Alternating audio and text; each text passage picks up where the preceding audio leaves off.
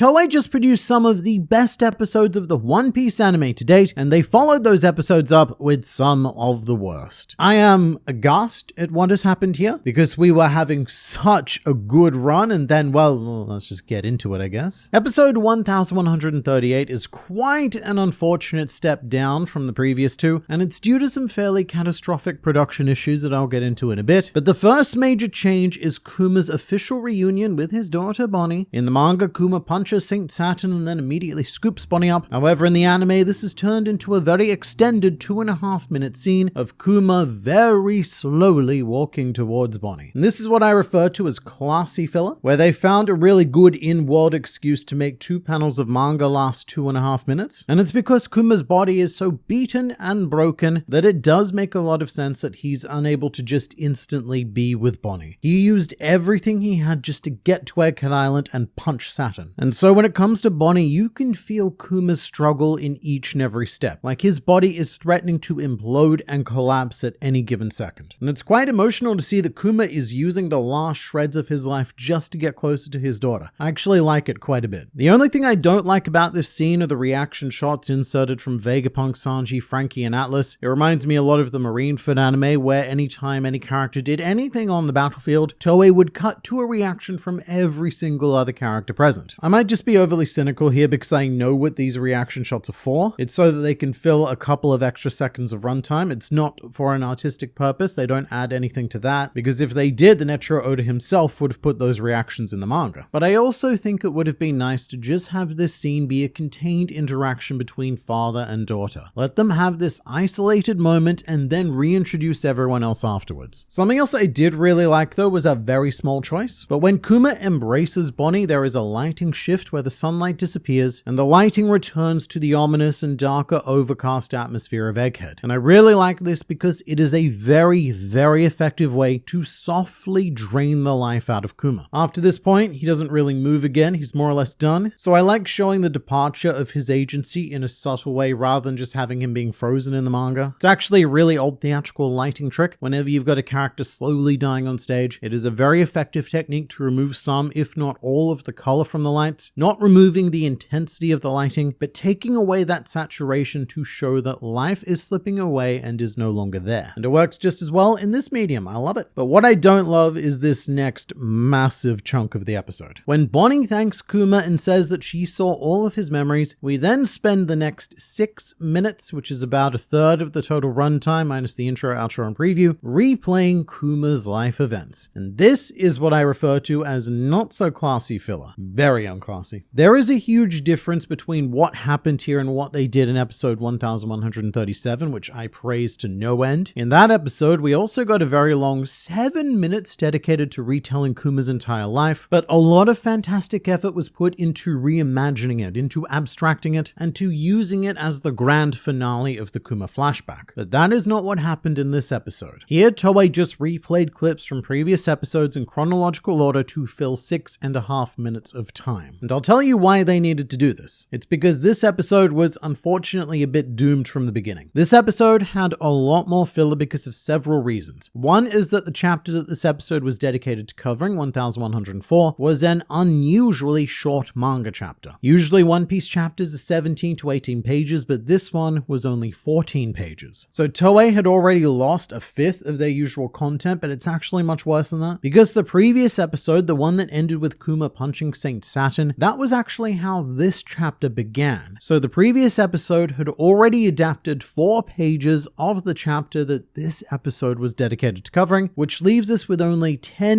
new pages to turn into a full episode. And that ends up being a rate of about 2 minutes per page, and that perfectly explains why Kuma's slow walk, 2 panels in the manga, turned into 2.5 minutes in the anime. And the final problem is that, and you would never know this from watching the episode, but this chapter was actually very action heavy in the manga, which is an issue because action scenes naturally move a lot faster than dialogue heavy scenes. So if you're in charge of episode 1138, you've only got 10 pages to work with, most of it consisting of quick action. I don't know, mate, I think you're screwed. There is very little you can do, which is why a third of this episode is a glorified rerun. And as I've said before, I don't think that this rerun works on any level, because we've just seen Kuma's entire life in the flashback over the past several months, and we've also seen a condensed 7-minute artistic speed speed run of his life, which was infinitely better than this episode. And so now this is the third time that we're going through Kuma's entire life again, and it is objectively the worst. We're very much risking milking the Kuma cow very dry here, because yes, he does have one of the hardest hitting backstories of any character in One Piece, but the more we keep replaying it, the more apathetic audiences are going to become to it. It's not just that one sequence either. The whole episode is littered with the filler greatest hits. Like, there's a lot of short flashbacks. There's one of Vegapunk and Kizaru remembering the pizza party. There's also a bunch of Marines running aimlessly to fill time, and as stated before, lots of unnecessary reaction shots. And it's disappointing because all of the uninhibited new content looks and feels phenomenal in this episode. The art is on point, the animation is smooth, and in particular, I really liked the action of Sanji and Frankie taking on Saturn and Kizaru. So episode 1138 is more a victim of the Toei business model, where we need a new episode every single week and we can only use one chapter for that episode. And it's one of those times where I just don't know how anime only watchers do it. I would personally be quite annoyed to wait a whole week just to see everything I've already seen again. And the only positive thing I can really say for it is that I guess One Piece is a very accessible series for those suffering from dementia. You will never be allowed to forget what's happening, but this is also going to be an ongoing issue as we move forward, because late in the Egghead Island arc was when Oda had his eye surgery, and we started to see quite a few 13 to 14 page chapters because it's all he was able to submit on time during those weeks. But I do just want it noted that the anime staff did a fantastic job on the few bits of material that they were allowed to make for this episode. Meanwhile, this video is brought to you by a paid partnership with BetterHelp, a platform designed to connect you with a credentialed therapist trained to listen and provide you with helpful, unbiased advice. Therapy is something that everyone can benefit from, especially after watching episode 1138. But in all seriousness, I do find it incredibly helpful to speak to a therapist who has the ability to clarify and translate into words the feelings it is that I'm feeling, which BetterHelp does very effectively, and it's incredibly easy to start. You just fill out a questionnaire and you will be matched with a therapist in as little as a couple of days. Now, very on-demand world, a couple of days, it doesn't sound as fast as we'd like, but in the reality of the world of therapy, it could take me months to find a therapist in my area, and that's if I'm lucky. With over 7,000 views and a 4.3 rating on Trustpilot, BetterHelp makes sure that the therapists on the platform are well qualified, and if you're matched with one that doesn't feel like the right fit, then no worries, that's very common, and you can easily switch to another therapist that you can really connect with. The whole idea of BetterHelp is to make the journey of starting therapy easier, and I found it to be an absolutely brilliant resource that caters to my lifestyle, which most things do not. So if you think you might benefit from a therapy session, then click the link in the description or go to betterhelp.com/groundlinereview for a 10% discount on your first month of therapy. So give BetterHelp a go and see if it's the right fit for you. But for now, it's back to you, me. Moving on to 1139, we immediately have more or less the same problem to tackle. This episode is based on chapter 1105, which was only 13 pages long and also quite action heavy, so not easy at all to use as the sole base of a 20-minute anime episode. With that said, I do think this one was handled a lot better than the previous episode, because at the very least we didn't get bombarded with more flashbacks to fill time. And I do have a soft spot for this episode as it has the new opening attached to it. Angel and Devil is unfortunately gone. It only lasted 16 sweet episodes, but in its place we have Carmine by Elle Garden, and visually this opening is stunning. I love that it chose to use a lot of these dark oranges and bright yellows. It's a very unusual color scheme for One Piece, and something that makes this opening very unique against the 27 others, most of which feature a very standard blue sky sunlight atmosphere, not this one. And it comes with a lot of really cool imagery, like the wall of poneglyphs shattering behind Vivi, representing what Lily did in the Void Century. And my favorite shot is Shanks being framed against the execution blades with Buggy and Blackbeard on either side of him. It's not my favorite of the newer openings, but it is almost addictively rewatchable, and it continues a very strong trend of Toei actually caring about their openings, which I can never complain about. Although I will say that this is probably the most spoiler-heavy opening in One Piece history. We see all of the transformed Elder Stars as well as Dory and Broggy and so much more. And in fact, the new ending song also gives away which Vegapunks survive after Egghead Island as well. They didn't even try to prevent spoilers, and that's not a complaint. I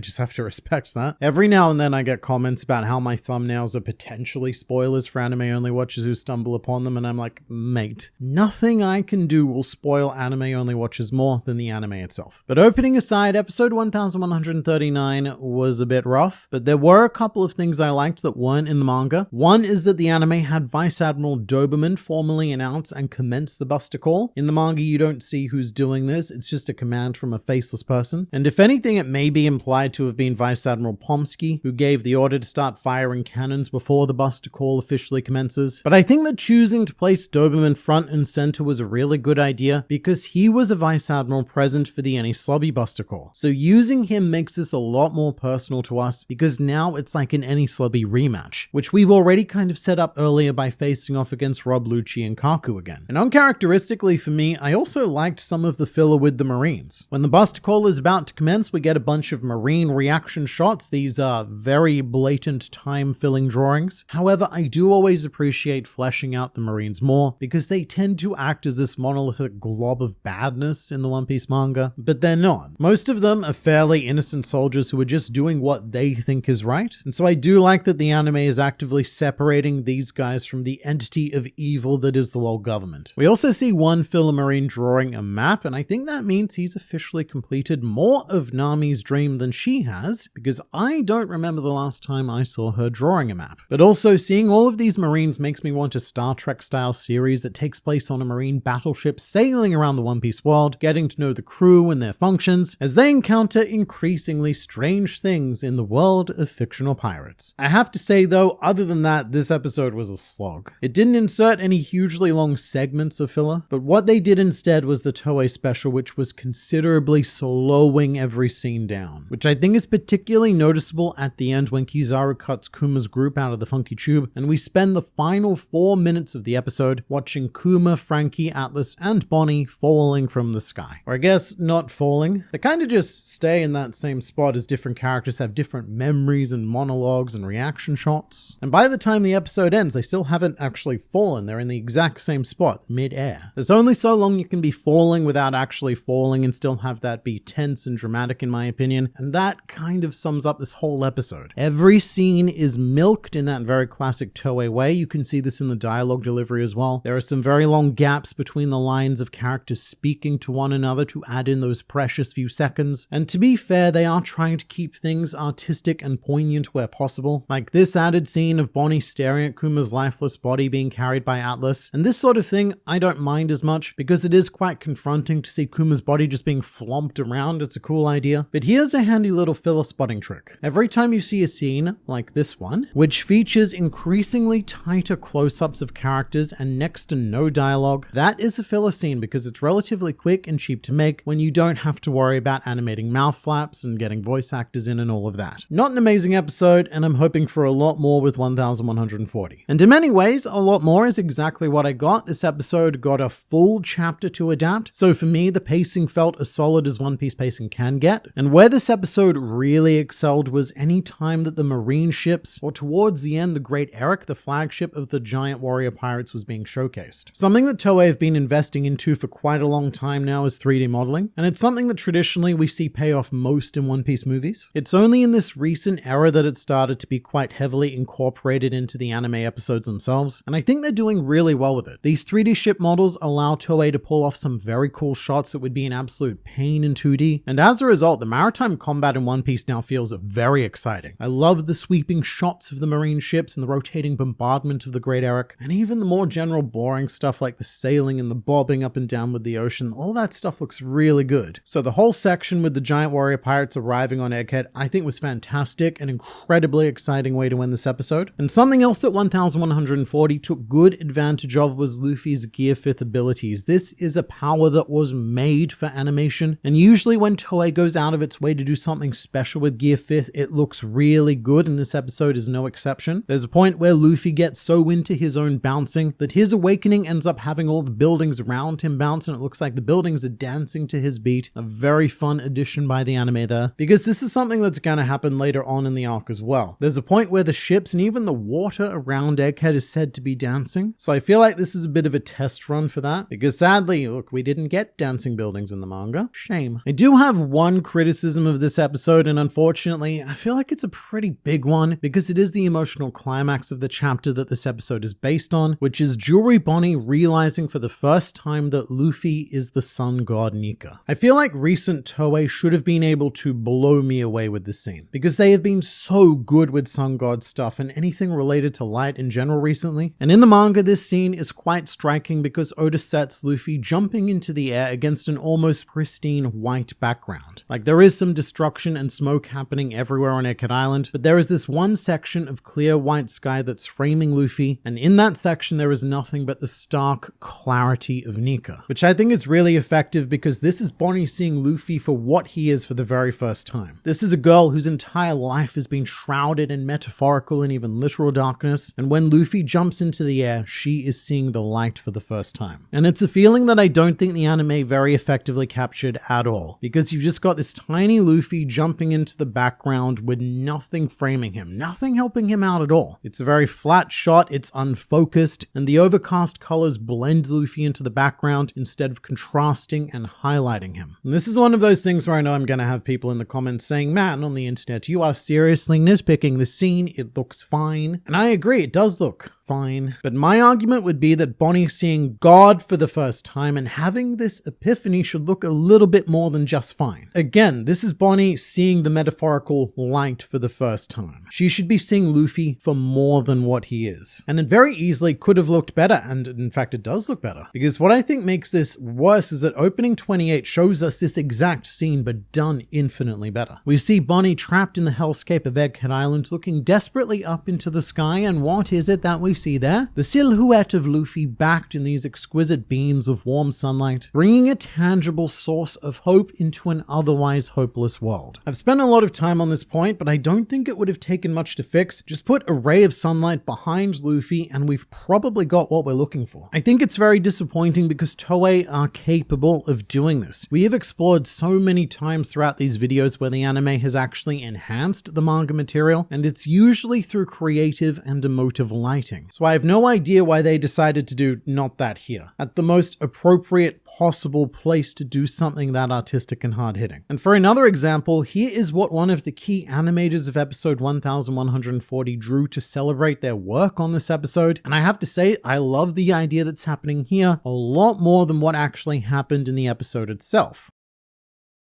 So hi, this is Liam from the future interrupting Liam from the past here, mostly because I've just watched episode 1141 and I have to say that I feel quite vindicated having gone on this rant after watching this episode, which went to the effort of reanimating the entire scene of Bonnie seeing Luffy as Nika for the first time, which I think looked absolutely phenomenal. They bathed Bonnie in this lovely, hopeful light, and there was this wonderful sequence of godlike shadows passing over her, and Luffy leaping into the air now looks like a pristine shining beacon lighting the way through hell and embodying that light that Bonnie has spent her whole life searching for. This is exactly what I was looking for in the previous episode, and these two episodes show us the difference between just animating the manga and adapting the manga, with one of them just doing a flat drawing of what the manga looks like, whilst the other was an interpretation and adaptation of the feeling that the manga was trying to create, and it worked infinitely better in 1141. So just wanted to say all of that, and now back to whatever the crap it is my past self was saying. But I do want to emphasize that outside of that missed moment, pretty big missed moment in my opinion, but outside of that, 1140 was actually pretty good. And one more difference that took my eye was Vegapunk telling Bonnie that people all over the world have been waiting for Nika for centuries. And at this moment, the anime chose to use a shot that was not in the manga. This is very original, and I believe these are silhouetted giants. With this, I suppose, hinting towards our future sun god connections on Elbaf. But it is very curious timing to show something like this, because these silhouettes also kind of remind me of the GLR silhouettes that Oda recently revealed, the ancient giant race of shipwrights. The giants that Toei have made in this shot are pretty deliberately generic, and I don't know if they're meant to be a reference to the GLR giants, but they have been waiting for Nika for centuries, just like Vegapunk is saying, so this could be the anime inserting some extreme foreshadowing using recent manga knowledge. And if so, that's kind of cool, and if not, I don't know.